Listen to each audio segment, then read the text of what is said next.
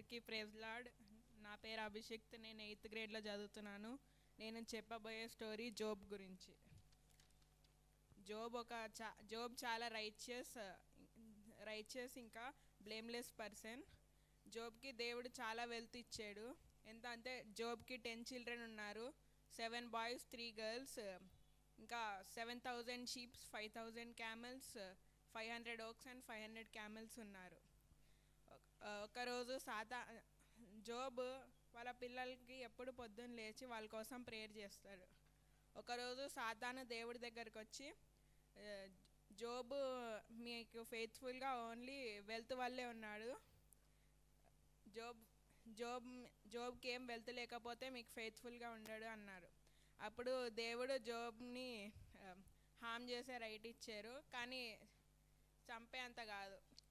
అప్పుడు ఫస్ట్ సాతాను అందరి పిల్లల్ని చంపేసింది.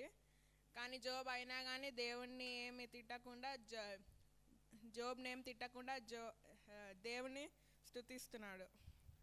అప్పుడు నెక్స్ట్ సాతాను జోబ్ వెల్త్ అంతా తీసేసుకున్నాడు. సాతాను జోబ్ ఇంట్లో పెద్ద స్టామ్ పంపించాడు. జోబ్ వెల్త్, క్యామెల్స్ అన్నీ దాంట్లో చచ్చిపోయాయి. కానీ అయినా కానీ జోబ్ దేవుణ్ణి స్తుతిస్తూనే ఉన్నాడు. జోబ్ దేవుణ్ణి ఏమనకుండా దేవుణ్ణే స్తుతించాడు. లాస్ట్కి సాతాను జోబ్కి ఒక డిజీజ్ అంటించింది. అది హెడ్ టు టో, అది చాలా దురదేస్తుంది. కానీ జోబ్ ఇంకా ప్రార్థిస్తూనే ఉన్నాడు. జోబ్ వాళ్ళ వైఫ్ కూడా జోబ్ని తిట్టి, నువ్వు ఎందుకు ఇంకా దేవుణ్ణి స్తుతిస్తున్నావు, దేవుడు నీకు ఇంత చేస్తే అని జోబ్ వాళ్ళ వైఫ్ కూడా వెళ్ళిపోతుంది. అప్పుడు జోబ్ వాళ్ళ 3 ఫ్రెండ్స్ కూడా జోబ్ దగ్గరకు వచ్చి జోబ్ని ఎక్కిరిచ్చారు. కానీ జోబ్ అయినా కానీ దేవునికి ప్రార్థిస్తూనే ఉన్నాడు.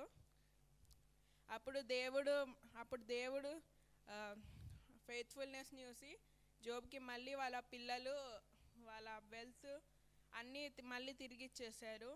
ఈ స్టోరీలో నేర్చుకుంది ఏంటంటే, దేవుడు మనకి ఎన్ని ఆటంకులు పంపించినా మనము దేవుడితో ప్రార్థిస్తూనే ఉండాలి. Thank you.